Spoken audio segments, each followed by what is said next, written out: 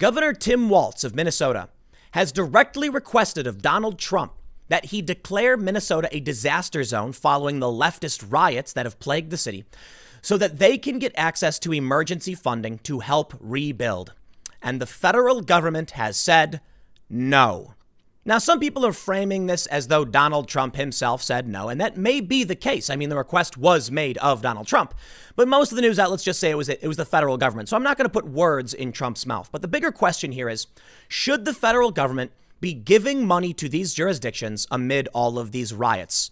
And there are good reasons to say yes and good reasons to say no.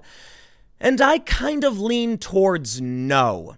You see, the issue here is that this is not a natural disaster. It's not like a hurricane or a volcano or something. Not that I think we have volcano disasters in this country, but you know what I mean. These are man-made disasters. These were people going out and causing this destruction. And you have, particularly in Minneapolis, a local government that overwhelmingly supported the calls made by these rioters. You see, they wanted to abolish the police department. And the city council said yes. If you're going to have weak and ineffective police now, why wouldn't I assume that you had them before? And why then should the taxpayer at the federal level, which includes me and all of you, why should we be footing the bill because they can't properly enforce their own laws? Certainly, they could have sent out the police, the National Guard much more quickly to stop all the damage. And they weren't doing it as well as they should have, to say the least. Now, they did mobilize the National Guard in many places. But is it our responsibility that their local government couldn't take care of this? Now, maybe you might be saying, Tim, there are innocent civilians, victims of this violence, and they need help. And that's true. Unfortunately, you need to get out and vote because your own city council has voted to abolish your police. I think that right there sends a very powerful message to the federal government saying, you're not willing to enforce the law to the extent they need to be enforced. And if we give you this money and you rebuild, what if another riot happens and you're not going to have a strong enough police department to actually deal with this? Seems like it might be wasted money, in which case you need to solve your own problems. By all means, I think there are good arguments for the inverse, for actually helping these people. Maybe it's send in the funds, help rebuild these storefronts, these communities for people who had nothing to do with these riots, and then put some contingency upon it that you have to make sure it doesn't happen again. It's hard to know what the right move is, but this is certainly the move that Donald Trump or the federal government has made. But there's a bigger concern here, too. You see, across the country, we're seeing many jurisdictions facing budget shortfalls, and they've been facing budget shortfalls for a lot longer than the riots have been going on. So perhaps these requests aren't really being made necessarily in good faith, and perhaps this money would be wasted. You see, New York City particularly, has had an ongoing budget crisis for some time. How convenient that they're calling to defund the police and the city's just saying, okay, we'll do it, when they're trying to find $7.4 billion to deal with their budget shortfall. Governor Cuomo has really been trying to get money to the federal government, and many people have said, no. You see, this budget shortfall was well before COVID, well before these riots. The federal government should not be bailing you out for mismanaging your states, your cities. And see, therein lies the problem. If people in these places keep voting for these policies and keep running out of money, we cannot just keep bailing them out. At a certain point, they are insolvent. Now, New York City they're going to pull $1 billion out of the NYPD. Convenient that the metro system, the trains in New York, are in desperate need of repairs. Unfortunately, I don't think it'll be enough. I mean, the tax base is eroding, and that's what we'll get to. So let's just jump right in. Let's see exactly what the request was of Donald Trump and how this is going to impact this jurisdiction. And before we do, head over to timcast.com/donate if you'd like to support my work. There are many ways you can give, but the best thing you can do, share this video. You see, I am competing with all of these big mainstream media channels. I don't have the resources they do, but sharing the video really does help. More importantly, many of you who watch do not subscribe, and it really does help if you do, because it tells YouTube that my content is good. So if you haven't already, please consider subscribing, hitting that like button, hitting that notification bell. Yeah, I know, it's ridiculous, right?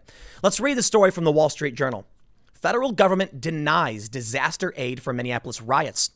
A preliminary assessment found more than $15 million of damages directly related to fires. The federal government has denied a request from Minnesota Governor Tim Walz for federal funds to rebuild and repair fire damage from the unrest that followed George Floyd's death. The Minneapolis Star-Tribune reported that Mr. Waltz's spokesman, Teddy Chan, confirmed that the request for federal aid was denied, saying the governor is disappointed. Now, right off the bat, I'll tell you what, there's going to be a ton of conservatives and probably a lot of moderates saying straight up, good. If the far left wants to go and destroy their own city, then the city should deal with it. The police should deal with it. Because I'll tell you this, and I can agree with the sentiment right here. If you abolish your police and then people go and destroy things, you can't come to the federal government and then say, we need money. Now, I know they just voted to abolish the police after the riots, but so what? The federal government comes in, bails you out, then more riots erupt later because there's no police. And then you're going to be like, we need more money, quick help. No, sorry, man. I think it's a bad precedent. Mr. Waltz asked President Donald Trump on July 2nd to declare a major disaster in a request to the Federal Emergency Management Agency because of extensive damage to public infrastructure following the death of Mr. Floyd on May 25th. After we know what happened.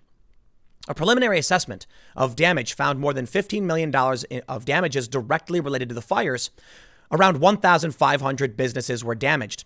Among the public structures destroyed was a Minneapolis police station that was a focus of the protests. Quote, as we navigate one of the most difficult periods in our state's history, we look for support from our federal government to help us through, Mr. Shan said in a statement.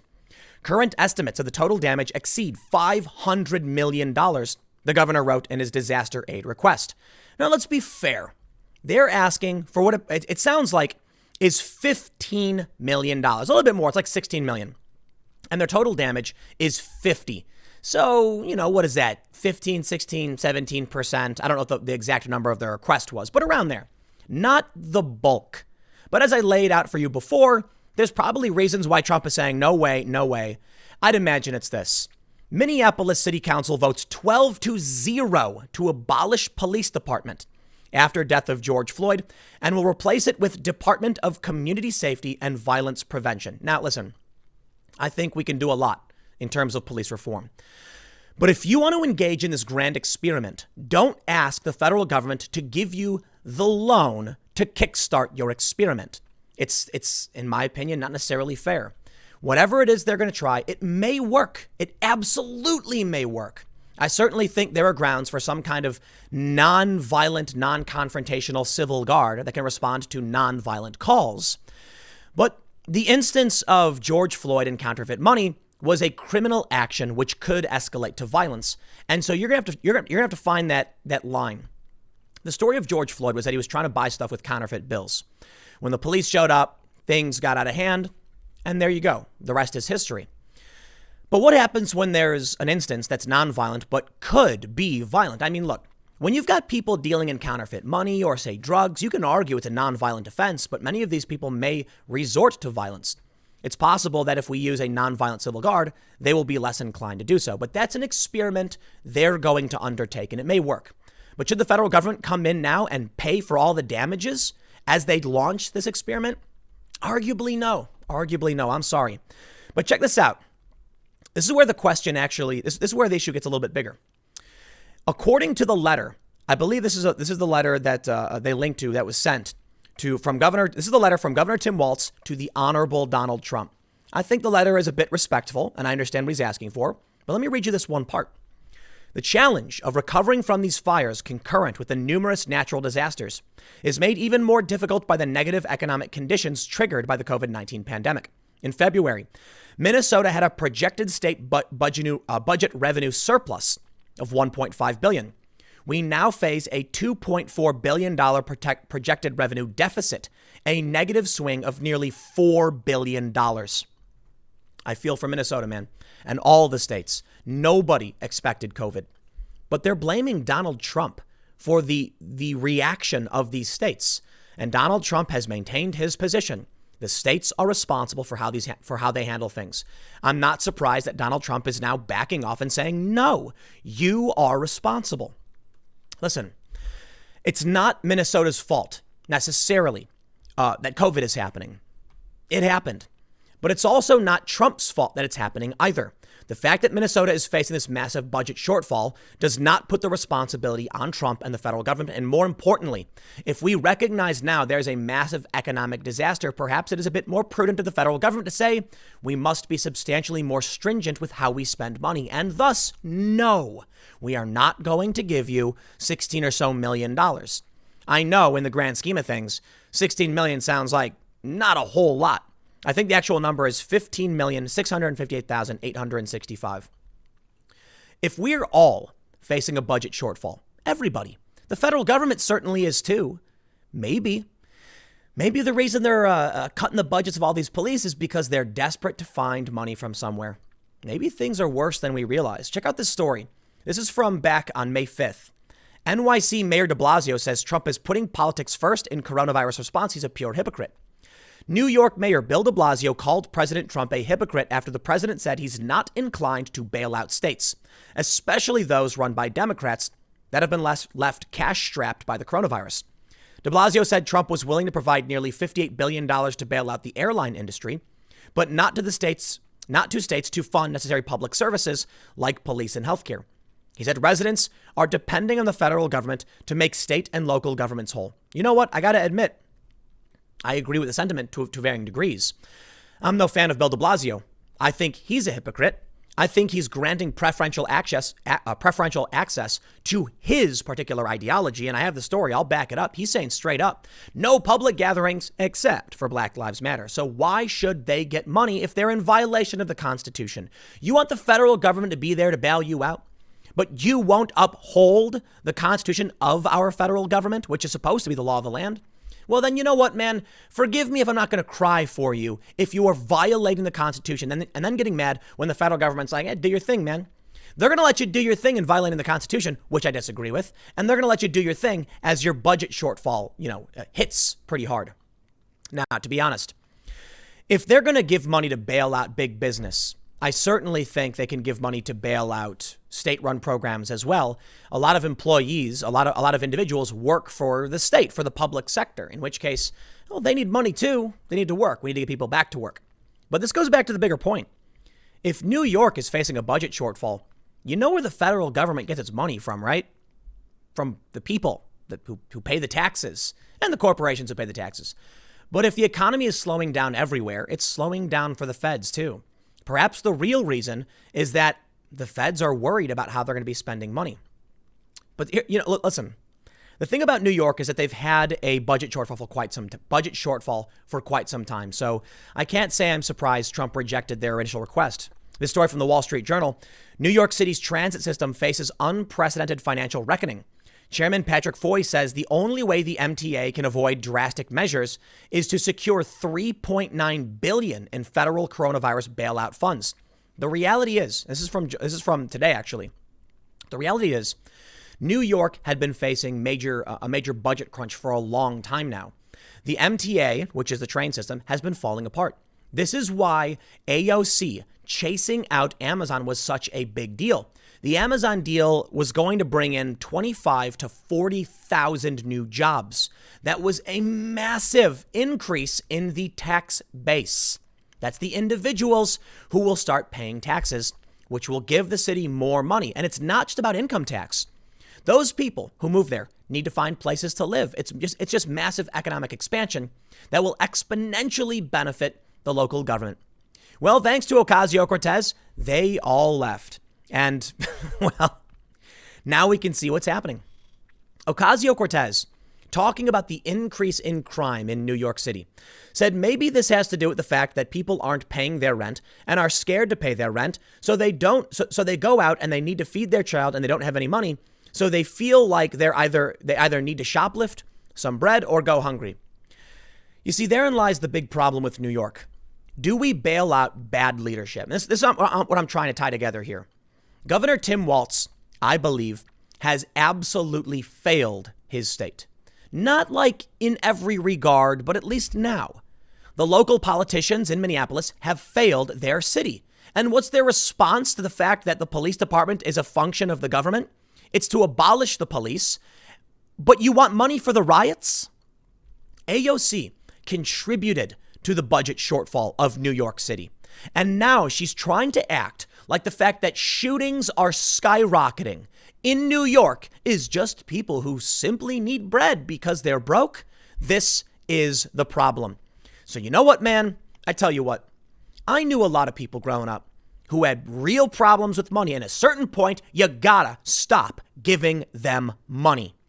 Come on, man. Have you seen a homeless person where you see them, you walk out of work every day and they ask you for some cash, you hook them up. And at a certain point, you're like, listen, man, I can help you out. But at a certain point, you got to help yourself, right? This is the problem with these cities. If we keep giving them money, if the federal government keeps bailing them out, they will never correct the problems. People will keep voting for these broken systems until someone finally puts their foot down and says, enough. The riots in your city were caused by your bad leadership. You fix the problem. And if the residents are upset by it, perhaps they should vote you out and create a better, sound fiscal policy and policing policy. If Trump bails out Minnesota, it will only get worse, in my opinion. More than just statistics. The people lost in NYC's deadly holiday weekend crime spree. This is from yesterday, man. The crime is skyrocketing in New York City. So what? Trump is just going to go around handing out cash? Listen, man. I'm mentioning that, homeless. I've given tons of money to homeless people. I always do. And I've told this story before about how I once gave money to a homeless person and then he asked for more. Or what about that person, that the trope of the roommate who has no job and keeps saying, I'll pay you back later. I'll pay you back later. Every time you give them money for food, you disincentivize them from actually learning how to solve their own problems. You give a man a fish, you feed him for a day. You teach a man to fish, you feed him for the rest of your life. You give a man a fish every single day, the man will become dependent and just say, why bother if you're going to give me the fish? And we put up these signs everywhere that say, please don't feed the animals. They become dependent. Now, mind you, in truth, I actually am center left. I do believe government programs are good, but there's got to be some kind of limit.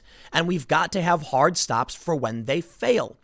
I believe firmly, and I've said this a million times, social programs are awesome, but we have to make sure we review and reassess and shut them down and clean them up when they go bad.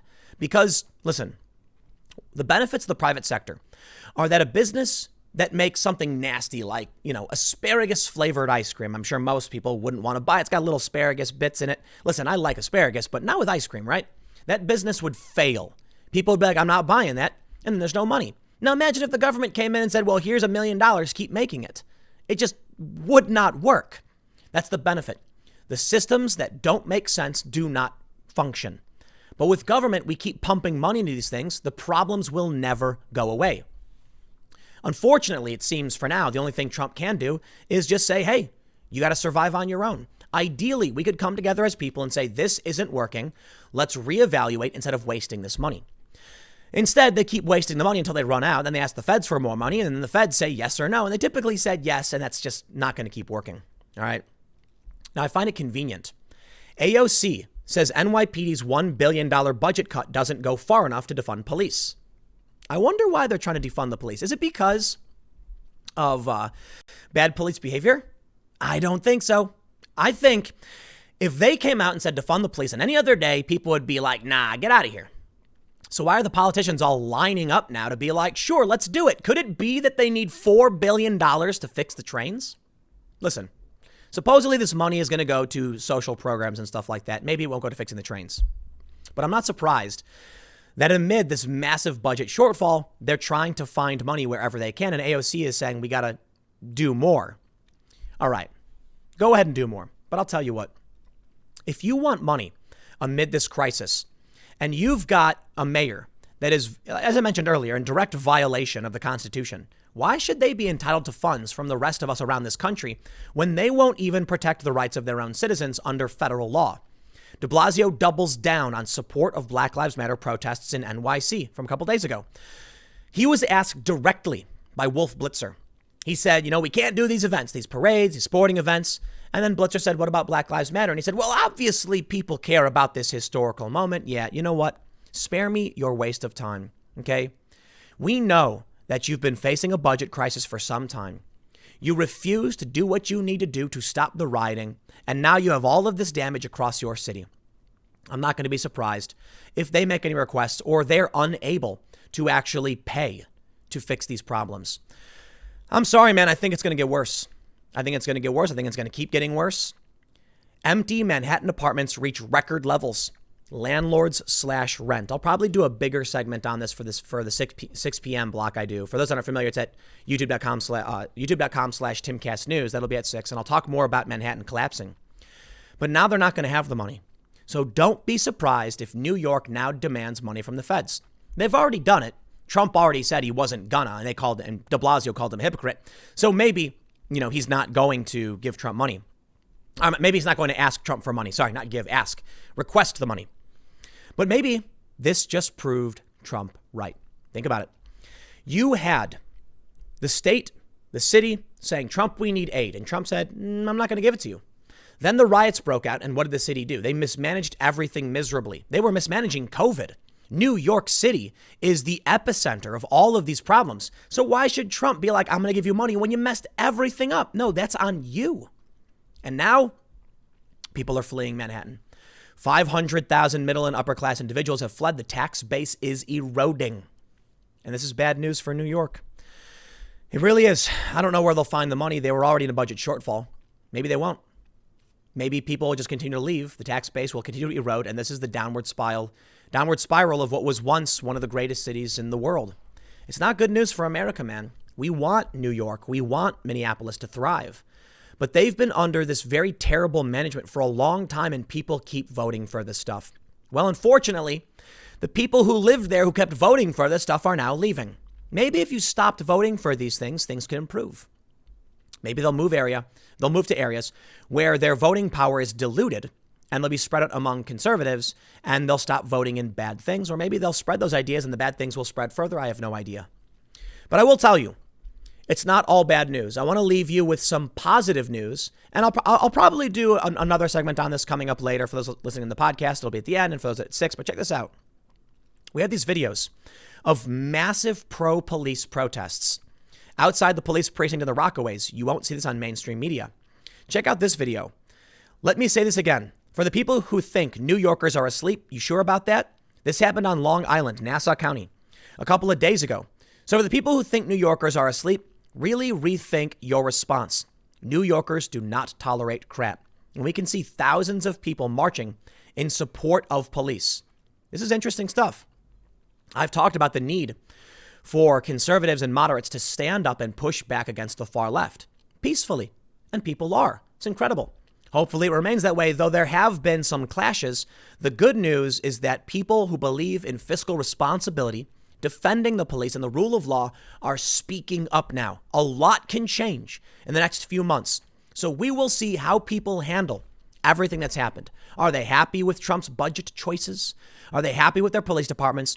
And are they upset with the Democratic leadership in their cities and states? I'm going to go ahead and bet yes. You know why? In Minneapolis, it doesn't matter what political faction you are.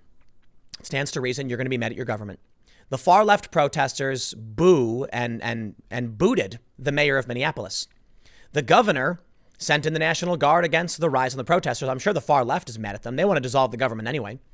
The regular old left is voting to dissolve their police, proving they're already unhappy with their police departments, that with the far left. Conservatives are probably mad the police are being disbanded, and everyone's going to be generally unhappy. So I think we may see some dramatic and major upheaval coming this November. Who knows what to expect? Everybody thinks they've got, a lot of people think Trump's going to win. They think he's going to lose. Nobody knows. If you think you know, you're wrong. We will see how this plays out. There are so many moving parts. We can only make assumptions. But as for Blue Lives Matter, there have been many rallies across the country. Check out this Google search. You can see it's happening all over the place. This is interesting. I think it's good news seeing people stand up for themselves. But of course, there's been counter protests. Maybe it'll all die down after the election. I really doubt it. After the last election, a large group of individuals ran around D.C. burning stuff. And with the escalation of street violence and the escalation of the rhetoric, I think it's fair to say after this election, it could be substantially worse no matter who wins. And it could be worse because nobody will accept the results. I mean, look, in 2016, the left didn't accept the results. It's possible that if Hillary won, Trump supporters wouldn't have expected the results. But I don't buy it because a lot of Trump supporters didn't really expect him to win. And he did. If he doesn't win this time, I don't think people are going to accept it. And if he does win, I don't think the Biden people are, or, there's no real Biden people. The anti-Trump people, they're not going to accept it. So what happens? Honestly, I can't say. I can't. But it's going to be interesting to see how this plays out. And I think for years, people will try and understand what happened. Was Trump winning or losing a result of his financial decisions, the decisions of the federal government? Was it the results of the riots? I don't know. We won't know until probably a long time for now. But hopefully everything stays peaceful. Hopefully peaceful protests remain peaceful and the escalation stops and things calm down. But I guess we will wait and see. November is just around the corner. Stick around. Next segment's coming up at 6 p.m. over at youtube.com/TimCastNews, and I will see you all then.